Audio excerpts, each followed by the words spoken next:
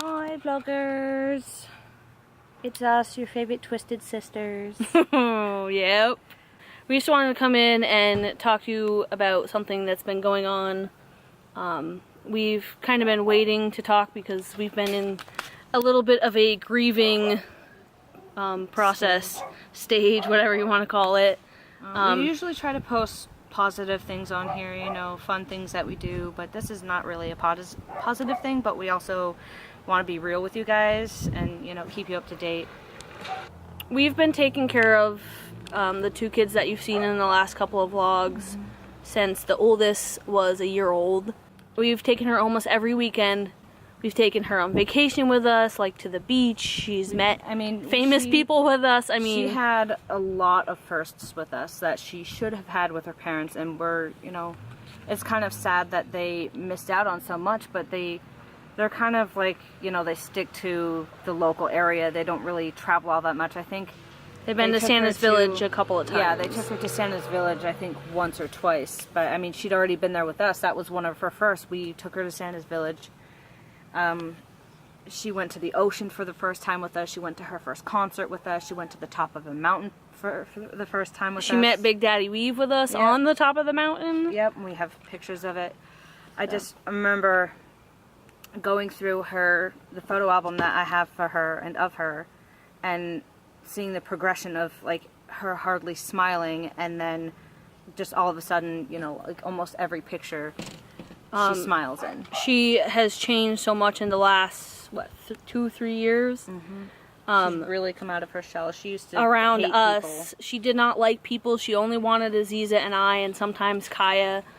She was afraid of people like at church and like out and about. And in the last couple of years, she's completely turned around. She doesn't fear people as much as she did. Yeah, she's gone up to people in Walmart and hugged them. So we have seen the change in her, and they were living with us for the last 8 months because their parents were having a hard time caring for them the way they should have been. And we'd been trying to get them help for a while, trying to get the kids in daycare so that they could have a little bit of a break during the week. And they just were making it a little bit difficult, like not signing papers. We even agreed to transport the kids back and forth to daycare if needed. Which we were doing anyway when we got Jaden in daycare, what, last month, I think? Yeah. Or 2 months ago? We were transporting him back and forth. My mom would take him in the morning. Emmy is going to school across the street, so, you know, we'd, you know, watch from the porch or, you know, walk her across or whatever. They were living with us for the last 8 months. We weren't foster parents, we were their custodial parents, so basically making the daily decisions for them. Medical decisions, dental, counseling, all that kind of stuff. And we were receiving, the only pay we got was a child only grant, which was a couple $100s a month. From the state, not from DCF. Yeah, it was from the state. It was not from DCF, which they are kind of the state. I mean, if we had gotten our foster licenses, which we were planning on doing, all we needed to do is get fingerprinted. They wouldn't have pitched such a fit with them being here because they would have had more control. But, I mean, this is our own opinion. I don't know. It doesn't reflect anybody else's opinion or what they think or how they feel. But our feeling was from the moment we got custody of them, DCF was building a case against us to try to take the kids out of our home. And they won. They were really upset that they did not get custody of them and that we did. And we fought to get custody of them because they know us and we love them and we wanted them in our home. We wanted them to be in a stable place where they knew the people, where they had a sense of community, which is one of DCF's big goals, is for them to be in their community, which is with us, because they're with us every single weekend. And when they were at home, they weren't getting out. So that wasn't their community. They were locked in their room for hours and hours. When Jaden first came to us, he could barely talk. He was 3.5 years old and had the speech of maybe a 1.5-year-old, if that. Yeah.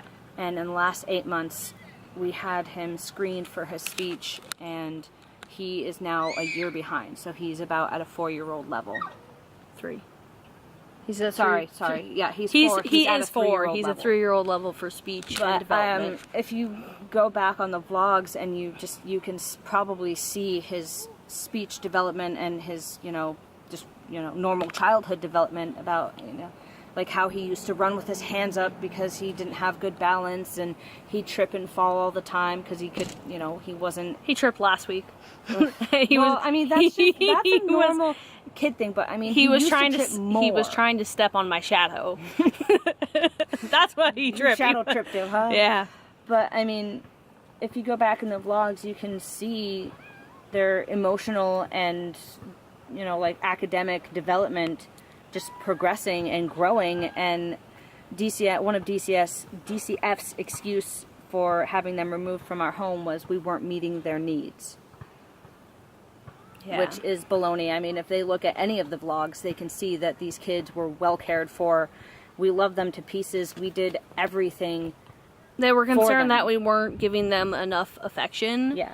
Which is baloney. Was based off of their daycare provider telling them that Aziza wasn't hugging Jaden when she dropped him off at daycare, but Jaden would take off to play and she didn't really want to have to draw him back to give her a hug. Yeah, it's like, I mean, he's there to have fun and see his friends. He doesn't want to come back and give Mama a hug. It's like, whatever, okay, I'll see you later, buddy.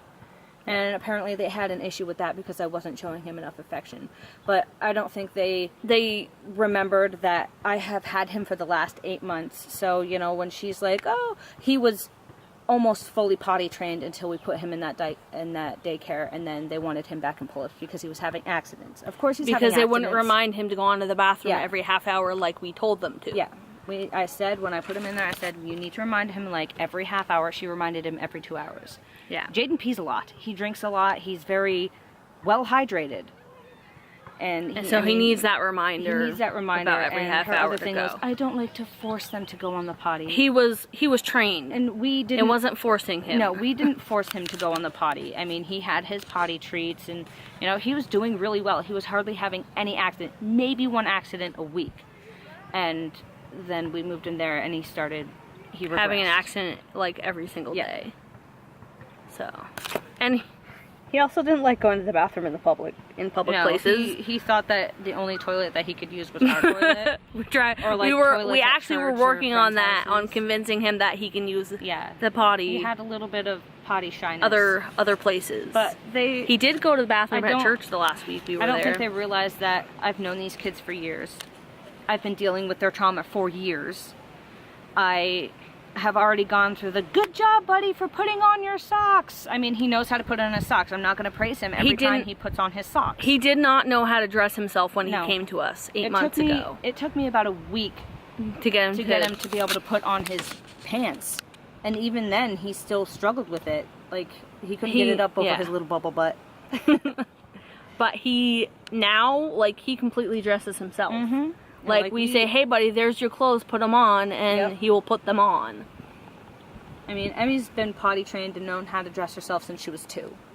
She's very smart in she doesn't like people to know that areas. No, she's very shy about how intelligent she is, which kind of makes us sad because we want her to show that to people. We don't want them to think that, oh, here's this idiot child who doesn't know how to do anything. Oh, poor trauma brain. And yes, she is traumatized from what she didn't her parents start put her through. Showing any major signs of trauma except for the last couple of weeks. Yeah, and DCF said, hey, if you ever need help, if they ever do this, or this, call us and let us know and we'll come and help you. That is what we did, and they came and took the kids because we asked for help. Yeah. And they were worried we didn't know how to deal with their trauma, but these aren't the first kids we've dealt with that have come from a traumatic home. We often deal with kids that are abused, neglected, just not loved at all. And it's been our life since we were 11, 12 years old. I remember we started taking care of Kaylee and Athena when I was 12 years old. My mom put Athena in, and how old was she? She was 3 weeks or 3 months? She was 4 months old when she first came to us. When she first came to us, and my mom put her in my bed, and I thought she was a mechanical doll. So she's like, get that thing out of my bed, get it away from me. And my mom puts her in Emily's bed, and Emily's like, ooh, baby. I'm like, oh, that's what that was? I from the time I have been a little girl, like 3-4 years old, have been obsessed with babies. I love babies. I want to be a mom. We don't know exactly what type of trauma she faced while she was with her parents. We only know what we've been told by DCF, what they told us about their living conditions. And what we suspect. And what we suspected, and, Can you hold it? What we suspect, and, like, what we saw when we would drop them off or pick them up. She would come to us, like, just filthy, covered in feces and food, and... The last 2 weeks that she came to us were the 2 weeks that she came starving, pale as a ghost, covered in filth, and we made the decision. Well, I shouldn't say we made the decision. It was a group decision. We talked to one of our friends that works for DCF, and, you know, within hours, DCF was on our doorstep. Yeah, told her what was going on with, you know, this week and last week of her coming to us, you know, discussing filthy, and we hadn't been saying anything before because we thought DCF was involved. And they had been. But they closed the case. Emmy ran away last summer, what was it, last June or July? Yeah, to try to get to us. From her house. And the cops couldn't catch her. Nobody could catch her. And when they finally did catch her, they're like, well, where were you going? She's like, I was trying to get to Mama's house, or I was trying to get to Aziza's house. And we live like 2 or 3 towns over, so it would have been a long walk. And, I mean, no 5-year-old should want to run away from home. It's just, you know, they should want to be home with their parents because they're loved and cared for, but that wasn't the case. And Emmy's not stupid. She's very smart when it comes to things like this. I mean, academically she struggles, but, I mean, she's 6. But, I mean, she's very smart when it comes to, you know, seeing how we were raising her versus how her parents were raising her. And how she never got fed, how she was locked up all the time. Versus being here and getting 3 meals and snacks and, you know, being able to play outside and, you know, stuff that normal kids get to do, but she never got to. Yeah. And they still have her in the school across the street from us because there's only 6 weeks of school left, so they didn't want to change her because they already traumatized her by taking her out of our house. So they didn't want to traumatize her even more. And she has tried, that we know of, to run away twice to get here. Because she loves us and she wanted to be with us. Yep. Like the first time she came over that we know about, I saw, the dog started barking because they saw the school secretary. And I didn't have my glasses on, so I couldn't really see who it was. I only found out after I, like, had my glasses on. But, Emmy had run over here to try to get to me. And they came over and got her and brought her back. And she's fighting against them and crying and struggling. And, I want my mama. Please don't, you know, let me see my mama. And, you know, I stuck my head out the door and I put up the I love you sign. And I blew her a kiss. But I know that if I had run over there and walked her back to the school, that it would have made it worse. Yeah. And then, yesterday, Friday, she came over. I wasn't home. I was out getting garden stuff with my mom. And she came over, and the door was unlocked because I couldn't find my key. I did find it. It's in my room on my floor. That's good. I found one in the washing machine this morning. Was it the spare one? Yeah. But it's on top I wasn't of it home, now. and she came in, and she locked them out of the house. She locked the doors, wouldn't let them in. They were trying to call the phone and leave a message, but we don't have like a voice answering machine that she would have been able to hear. And they're like, Emmy, come to the door, so and so has your worms, you know, trying to get her to open the door. And her excuse for coming over was she wanted to see the kittens, but we know that it was because she thought that Mama was here and she wanted to see Mama, which, you know, is me. She got into Jaden's candy. Not surprising there. You leave candy anywhere and that kid's going to get into it. You know what? I should be mad, but I really don't care because I'm not going to eat it. It's just sitting there getting spoiled or whatever. About the mama thing, we did not tell Emmy to call Aziza mama. She asked, and we told her she should ask her mother. And her mother said she was okay with that at first and then got upset about it later. Yeah. But by then, Emmy had been calling Aziza mama for, what, a couple weeks now? Yeah. and Tell her to stop. No, we had a conversation about it. I said, tried Emmy, to, but... well, you didn't want them to call you Mama. Oh, Mommy. yeah, they were trying to call me Mama, yeah, too. They would go down the list, Mommy, Mama, Mimi, or, you know, in whatever order. When Emmy first started slipping up and calling me Mommy, I said, you know, I'm okay with you calling me Mama, but you have to call me Mama because you already have a Mommy. So to differentiate, I mean, not that there is much of a resemblance, but to differentiate between her biological mother and me, her bio mom is Mommy, I'm Mama. And she's like, oh, okay. And she was kind of on the fence about it for a while. She was nervous that Courtney would be mad at her, which is, you know, not something a 6-year-old should even, like, consider, like, oh my gosh, Mommy's going to be mad because I'm calling this other person Mama, and she's going to hate me, and she's going to be mad at me. So we talked to her social workers about it. We talked to, you know, her counselor. I said, look, she wants to call me Mama. I'm okay with it.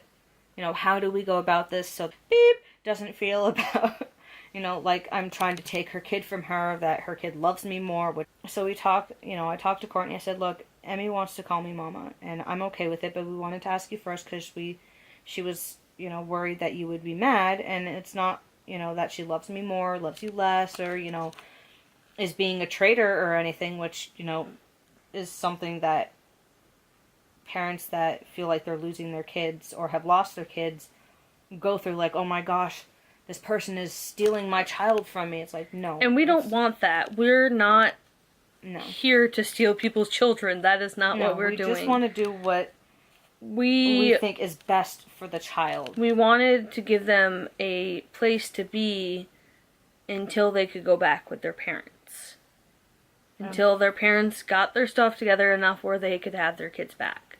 That was our goal, and that was DCF's goal. We were supposed to be on the same page, but DCF changed things up on us. So they said that we weren't meeting the kids' needs, that, you know, they have all this trauma, and so on and so forth. We had even told them that we would take trauma classes, yeah, and we wanted Emmy in trauma counseling, because we think it would be beneficial to her to have somebody besides Aziza and myself to talk to about what had been going on at home. We were trying to get that set up. Like, her counselor was like, okay, I talked to this person and this person about getting Emmy into trauma counseling and attachment therapy and, you know, all this other stuff, because she's not attached to her parents. Like, she doesn't run up to her and be like, hi, I missed you, I love you, and, you know, give her hugs and kisses and cuddles, and, you know, she doesn't do any of that with her bio mom, and she does that all the time with us. So she doesn't have an attachment to them in the way that a normal 6-year-old should. She has that attachment to us. And now we feel kind of bad because she's been removed, and now she doesn't have any attachment to anybody. No. Like, she's with a former teacher of hers, but she's not attached to the teacher.